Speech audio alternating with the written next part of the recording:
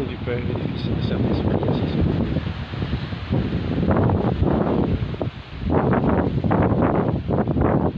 Aujourd'hui, suite à un commentaire que je viens de voir, je voudrais parler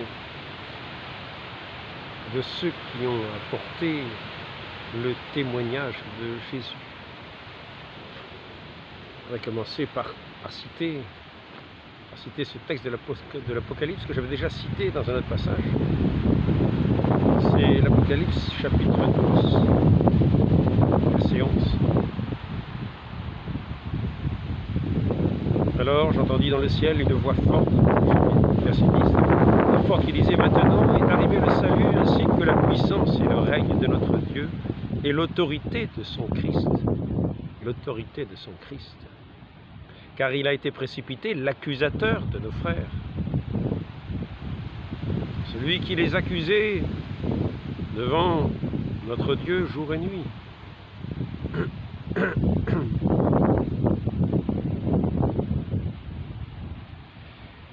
Ils l'ont vaincu, non pas ceux qui accusaient, mais nos frères.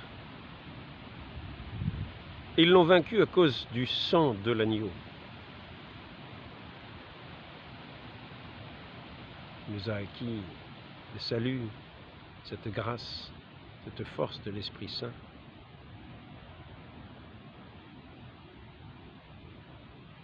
Le sang de l'agneau qui a effacé nos péchés, par lequel nous avons été rachetés. Ils l'ont vaincu à cause du sang de l'agneau, à cause du sang de l'agneau par l'exemple aussi. Celui qui a été immolé sur l'autel de la croix. Ils l'ont vaincu à cause du sang de l'agneau et à cause de la parole de leur témoignage. Et ils n'ont pas aimé leur vie jusqu'à craindre la mort. Et ici, au verset 17, le dragon fut irrité contre la femme et s'en alla faire la guerre au reste de sa descendance. Voilà, nous en arrivons à cette femme de la Genèse.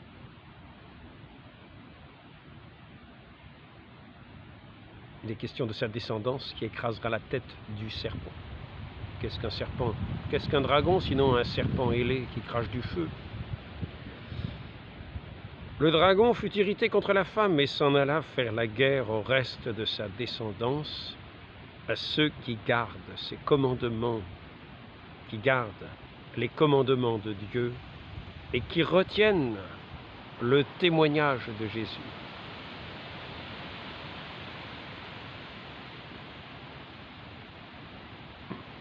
Il s'agit donc de vivre dans sa vie des commandements de Dieu, et de garder ce témoignage de Jésus, d'être un témoin de notre Seigneur Jésus-Christ. C'est par cette foi en notre Seigneur Jésus-Christ, ce qui nous rend vainqueurs du monde, c'est notre foi, c'est ce témoignage de notre Seigneur Jésus-Christ, par la parole dont ils furent les témoins.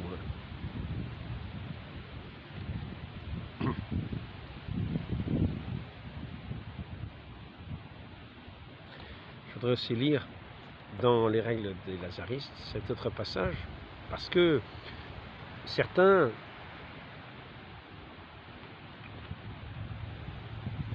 à la suite de certains mystiques pensent que l'Église doit passer par toutes les phases de la passion du Christ.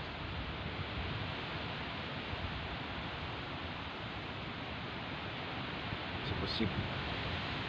Pour ma part, je dirais avec plus de certitude que tout chrétien doit passer là où le Christ est passé. Que tout chrétien doit passer dans sa vie, s'il porte véritablement le témoignage du Christ, s'il marche à sa suite, s'il suit son divin maître.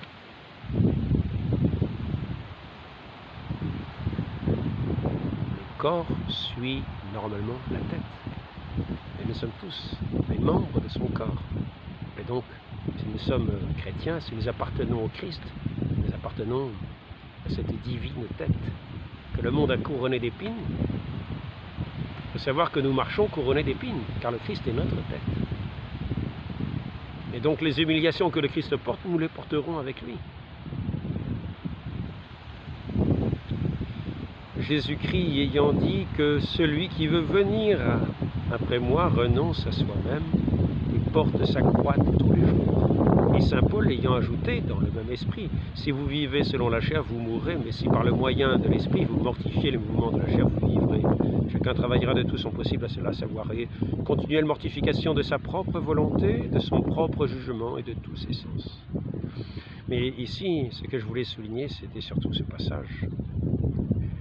Jésus-Christ ayant dit que celui qui veut venir après moi renonce à soi-même et porte sa croix tous les jours. Et c'est à cela que je voulais en venir, ceux qui portent le témoignage de notre Seigneur Jésus-Christ. Ceux qui veulent marcher à sa suite, nécessairement, vont se trouver sur ce chemin de la voie douloureuse, et qu'ils soient bien heureux, car ils marcheront à la suite de ce divin maître. Mais il faut savoir que c'est le chemin de la croix, que c'est le chemin où le monde lance tous ses colibés, ses crachats, humilie notre Seigneur, le pousse pour le faire chuter, lui donne sa potence de condamnation à porter sur son dos. Et nous-mêmes, nous devons porter, si nous portons le témoignage de notre Seigneur, ce même poids des colibés du monde, car le monde est le monde. Le monde reste le monde. Le Christ a été le témoin du Père par excellence. Et il n'y aura jamais témoin plus lumineux que le Christ. Témoigner du Père, l'a envoyé. Cependant, à son témoignage, le monde n'a pas été sensible. Le monde l'a méprisé. Le monde l'a condamné, l'a rejeté. Et notre Seigneur n'a pas été abattu, car notre Seigneur donne sa vie. Nul ne lui prend sa vie. Notre Seigneur n'a pas été ainsi abattu devant le monde. Nous le voyons qui porte sa croix au milieu du monde, au milieu des humiliations. Et il ne la porte pas avec des murmures, en disant « Voyez, moi je suis parfait, je suis sans péché, etc. Voyez ce que vous me faites, c'est une injustice. » Non, non, il la porte avec cette force de l'amour. Dieu est amour, et c'est notre Dieu qui porte cette croix pour notre rachat.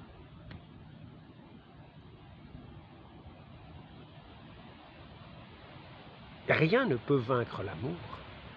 L'amour est invincible. L'amour est toute notre force. L'amour, c'est Dieu lui-même. Et ainsi, notre Seigneur abandonne au monde tout ce qui est du monde.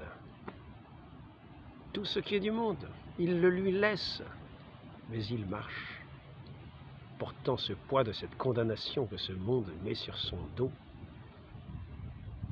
Et il marche dans l'amour, pour le rachat de notre humanité.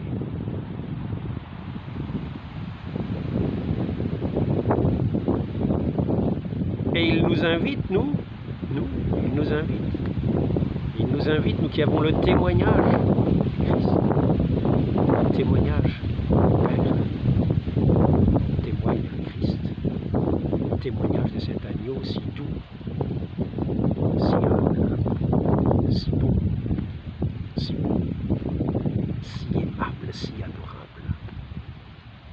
nous qui portons le témoignage du Fils. Nous devons marcher par cette grâce de Dieu, par cette grâce divine, par ce don de cet Esprit Saint qu'il nous donne, nous qui portons ce témoignage,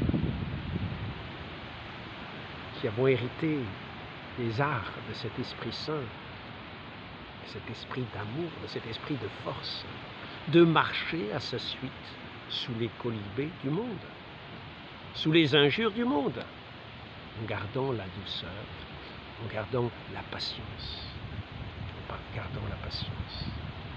Car si nous chutions, ce serait la condamnation du monde tout entier. Ce n'est pas ce que notre Seigneur est venu porter. Il dit, le monde est déjà jugé, c'est vrai. Mais il y a le monde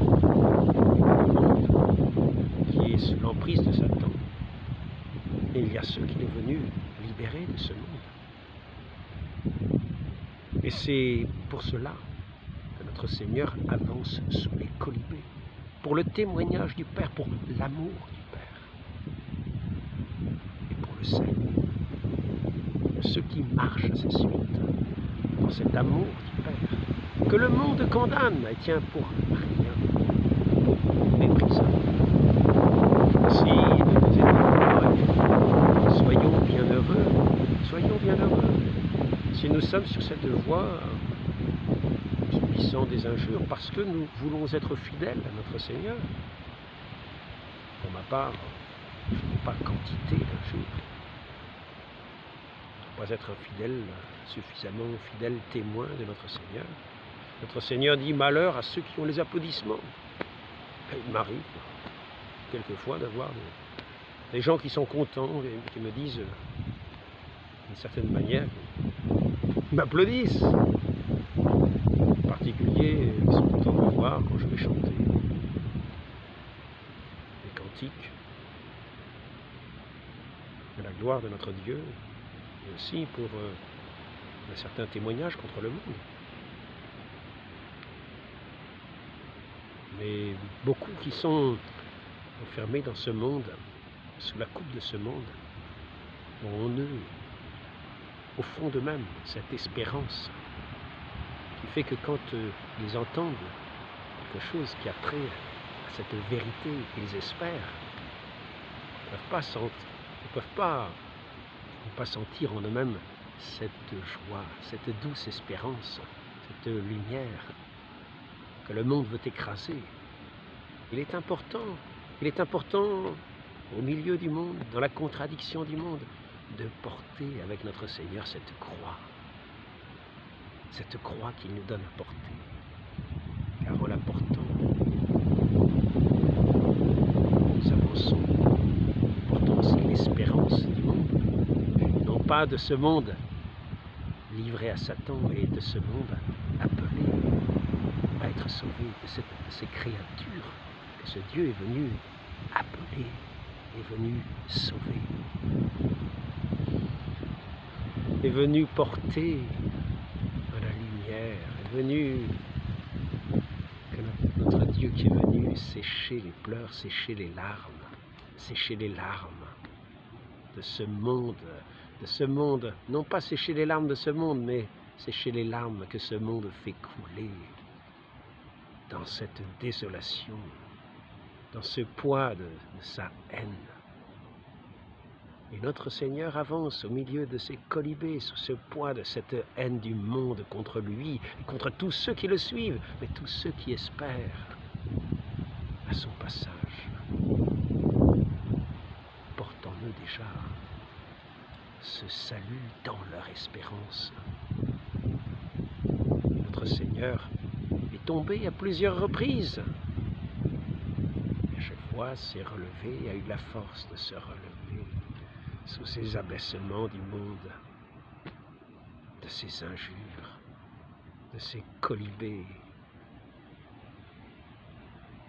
cette haine sous le poids de la croix, le poids de sa condamnation.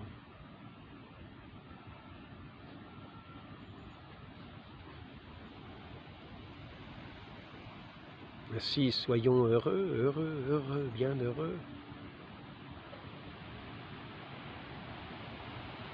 de marcher à la suite de notre Seigneur et de puiser notre patience à sa suite, voyant qu'il est notre tête et que lui-même, il est passé là où il nous semble que nous passons aussi à notre mesure, car cette croix est mesurée, proportionnée à chacun. Notre Dieu ne donnera pas une croix insurmontable à porter à ses disciples. Il la taille à proportion, la foi de leur espérance, de leur amour. C'est ainsi qu'il nous dit: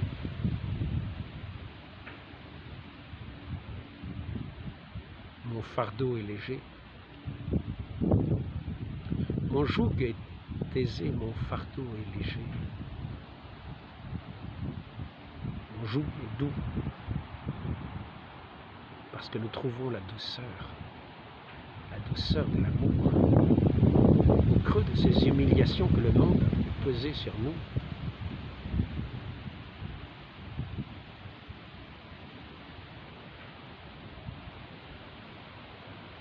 Ainsi, l'Église marche à la suite de notre Seigneur. Et c'est nous qui marchons à la suite de notre Seigneur. Nous ne nous attendons pas nécessairement à des... Peut-être, ceux qui ont parlé ainsi ont raison. Peut-être, faut-il imaginer que l'Église va aussi suivre les différentes phases d'une mise au tombeau. Pour ma part, nous irons, nous, au tombeau. Nous irons au tombeau, à moins que nous soyons emportés, comme dit saint Paul, directement. Que la fin du monde arrive et que nous soyons emportés. Comme Élie dans son char de feu. Mais pour la plupart des chrétiens, leur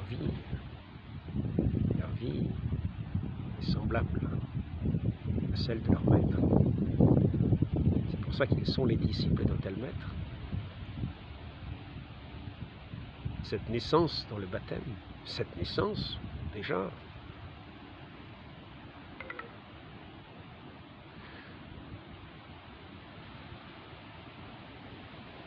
dans la pauvreté, dans la nudité, ce n'est pas la crèche toujours, quelquefois ça peut être un palais, mais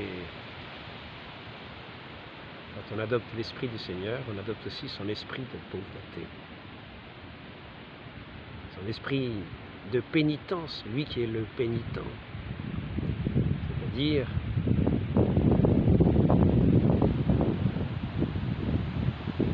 lui qui non seulement n'est pas venu pour jouir des biens du monde, mais qui est venu donner sa vie.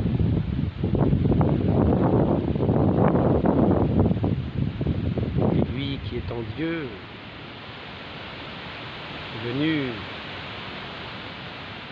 dans sa pénitence jusque sur la croix, racheter les offenses faites à Dieu. Lui dont la moindre goutte de sang pouvait racheter tous les péchés de l'univers. Et nous, disciples de ce bon maître, nous sommes aussi pénitents à sa suite, morts à ce monde et vivants de cet esprit de Dieu. Alors le monde ne nous a pas en grand amour, car nous n'appartenons pas au monde. Nous appartenons à Dieu, nous sommes de l'Esprit de Dieu. Et nous marchons après lui dans ce monde comme des étrangers, sachant que notre patrie n'est pas d'ici-bas.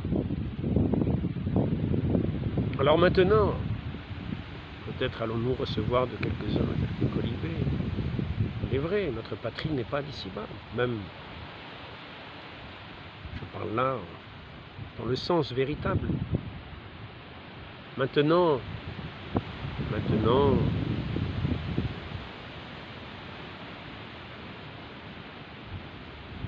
ces sociétés qui veulent vivre chrétiennement doivent bien aussi s'organiser de manière à vivre chrétiennement.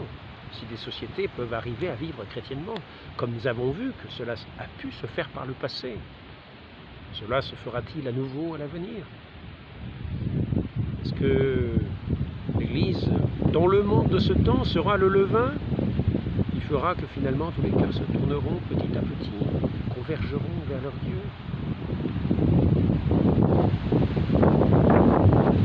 Le monde passe, et nous sommes dans ce monde comme des étrangers, comme semblant être des témoins contre lui, dans ses manières d'agir, dans ses manières de faire. C'est ainsi que le monde nous condamne, nous qui portons le témoignage du Christ en lui. Donc, cet entretien veut être une invitation à la patience et à savoir que nous ne sommes pas seuls. Effectivement, l'Église marche à la suite de notre Seigneur. Mais en fait, pensons bien que c'est nous qui marchons à la suite de notre Seigneur. Et donc, ayons bien présent notre Seigneur en tête. Lorsqu'il semble que nous subissons des colibés, des injures, des mépris, on va nous traiter de tous les noms. Représentons-nous notre Seigneur sur ce chemin de croix et marchons tranquillement à sa suite avec cette patience qu'il a eue, son couronnement d'épines, ce couronnement que le monde lui met par dérision. Sachons aussi l'accepter de la même manière. De la même manière, notre Seigneur est notre tête. Nous sommes son corps.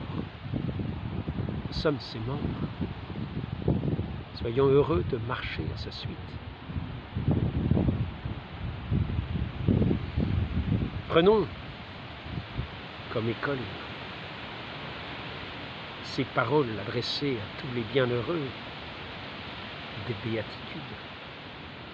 Lisons-les, méditons-les et surtout, voyons toujours celui qui est le chef du prédestiné, celui qui accomplit ces béatitudes, notre Seigneur Jésus-Christ. Soyons toujours unis à lui, en toutes choses dans notre chemin. Nous qui avons été greffés à lui par le baptême.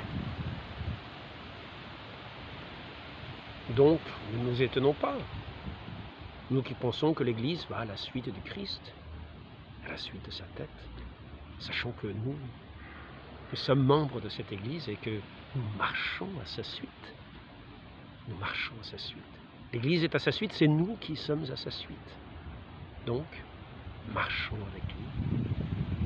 Quand la voie est douloureuse, sur cette voie douloureuse, quand ce sont des cris de joie, sachons nous réjouir. Notre Seigneur a été acclamé en entrant à Jérusalem. Marchons avec lui, sans crainte. Non pas heureux des acclamations ou déshonorés des outrages, mais sachons que notre nom, si nous portons le témoignage de Jésus en nous-mêmes, est inscrit dans les cieux.